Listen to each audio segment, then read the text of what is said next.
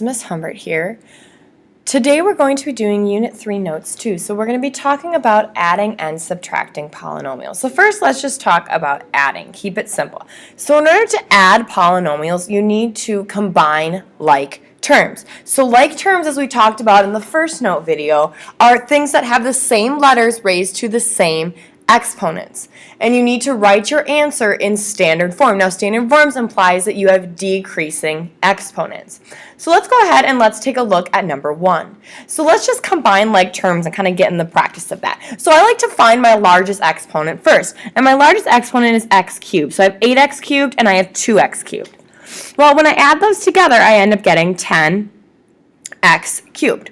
So I'm going to go ahead and get rid of those. I have 3x squared minus 5x squared. So I'm going to add the coefficient. So 3 minus 5 is going to give me a negative 2. And then I'm going to have x squared. Now, when I write it as x squared, notice that I do not add the exponents. Okay, so I'm going to keep that as negative 2x squared. Next, I have negative 7 plus 4. Well, that's going to give me a negative 3 and then an x. So I can get rid of those. Finally, I have 12 minus 5, and that is going to give me 12 minus 5 is going to give me a positive 7. So that right there is your final answer for number 1. Okay? So then, taking a look at number 2. For number 2, we want to combine our like terms. So my largest is 7x to the third. So I have 7x to the third, and I'm going to write that out first. And then I have 3x squared minus 2x squared. Well, 3 minus 2 is just going to give me 1, and then I'm just going to write that as x squared. Remember, if it's 1x squared, you don't have to write the 1, but you can.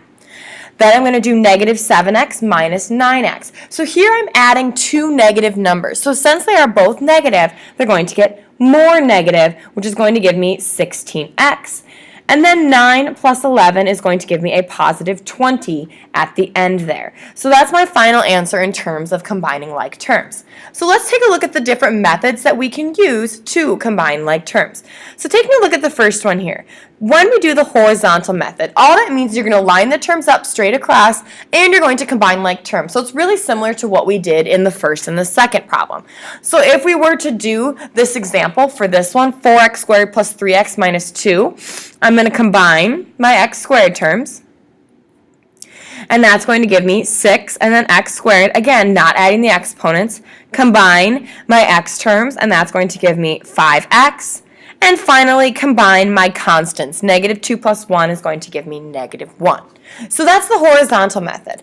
The other method is the vertical method. And I like this one because it helps me organize my thoughts, especially when I don't have two of every single type. So what you do is you line up vertically and you put the columns into terms, like terms into columns. So for example, I have a squared column, an x column, and a 1 column, or constant column. So now all I have to do is add down the columns. So 2x squared plus 4x squared is going to give me 6x squared. 3x plus 2x is going to give me 5x. And negative 2 plus 1 is going to give me negative 1. So as you can clearly see, both methods yield the same result. So let's go ahead and let's try the next two using each method. So let's start by using the horizontal method, which is simply combining like terms. So here I have 3x squared minus 7x squared. So 3 minus 7, well, that's going to give me a negative 4. And then I'm going to keep that as x squared. Again, not adding those exponents. Then negative 4x plus 2x. Again, negative 4 plus 2, that's going to become a minus 2, and then you have x. Last but not least, 8 minus 5 is going to give me 3. So that's my answer right there using the horizontal method. Now, the other method, the vertical method. I don't care which one you use, but I do want to show you both. So I'm going to go ahead. I have the first one, 5x squared minus 3x plus 4. Now I'm going to take the second one and line it up in the columns. So 6x is going to go in this column. Negative 3x squared is going to go in this column. And then minus 3 is going to go at the end. So now that I've lined it up in columns, I can simply add down. 5x squared minus 3x squared is 2x squared. Negative 3x plus 6x is going to give me 3x. And 4 minus 3 is going to give me a positive 1. So this right here is your answer for number 4. Again, you always want your answer in standard form. So that means you want your exponents going in descending order. So let's go ahead and let's take a look at subtracting polynomials. So when you're subtracting, what you want to do is you want to distribute a negative. So you want to look at it as if there was a -1 on the outside that you're going to distribute into each thing in the parenthesis. Once you've distributed that, you want to combine like terms. So basically, what does that mean? Each term behind the subtraction sign will be the opposite. So just because it's negative doesn't mean it's going to stay negative. You need to genuinely change the signs of everything that follows the subtraction sign. So let's go ahead and let's practice with that. Let's start with number 5 and using the horizontal method. So what I'm going to do is I'm going to take this and make it a plus, and then I'm going to change the signs in everything that follows. Students tend to get lazy when it comes to subtracting. They think, it's subtracting. I'll just remember to change the signs when I go through and do it. I would say I would have about half my students on their first quiz that mess up the subtraction because they don't physically change the signs and rely on solely their memory. So I do suggest you go through and change those signs. So 4g cubed minus 2g cubed is just going to be 2g cubed. Okay, so we can get rid of those. Negative 5g minus 4g. Well, negative 5 minus 4 is negative 9, and then you have g.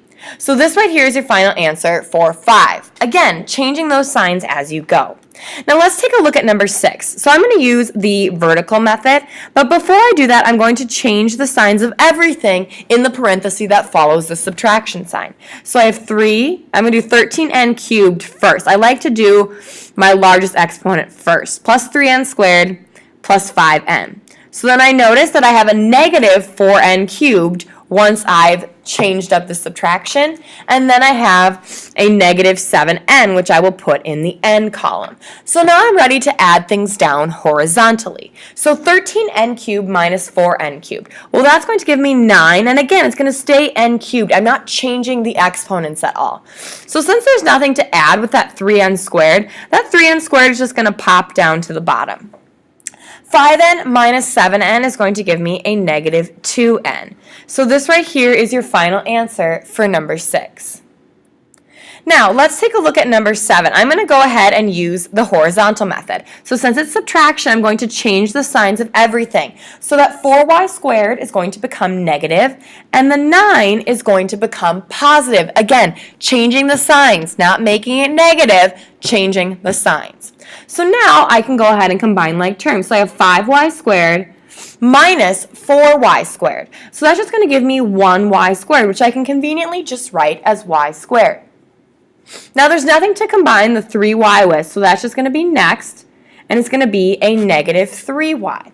So now I've gotten rid of that and that. Then I have plus 8, and remember I changed that to be a plus 9. So 8 plus 9 is going to give me 17. So here I'm adding on 17. So that's my final answer for number 7. So let's take a look at number 8. I'm going to go ahead and use the vertical method. So I'm going to change the signs of everything that follows. So I'm going to write this first one out as 3x squared minus 8xy minus 5y.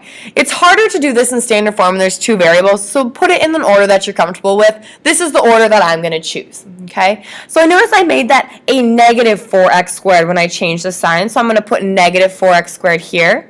Then I'm going to put my positive 2y in my y columns, and then my negative 6xy is going to go in my xy column. So now I'm ready to add down my columns. So 3x squared minus 4x squared. Well, that's going to end up being a negative 1x squared. Well, negative 1x squared can just be written as x squared. Negative 8x minus 6xy is going to give me negative 14xy. Negative 5y plus 2y is a negative 3y.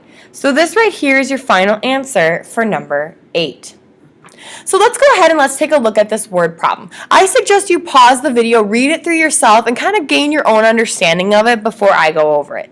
So the total number of public school teachers, T, consists of two groups, elementary E and secondary S. From 1992 through 2003, the number in thousands of secondary ed teachers and total teachers could be modeled by the following equations, where N is the number of years since 1992. Find an equation that models the number of elementary teachers, E. So what I'm going to do, first of all, is focus on T consisting of two groups, elementary and secondary. So that means the total is going to be equal to the secondary plus the elementary school.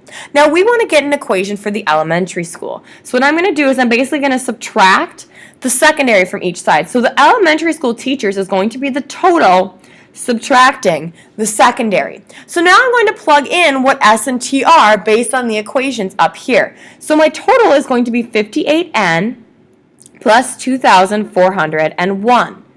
Then I'm subtracting off the secondary, which is 29N plus 949. So now in order to subtract this, I need to change the signs of everything. So I'm going to make this a positive and change the signs of everything in that second equation. So 58N minus 29N, well, that's going to give me 29N. So I've taken care of my N's.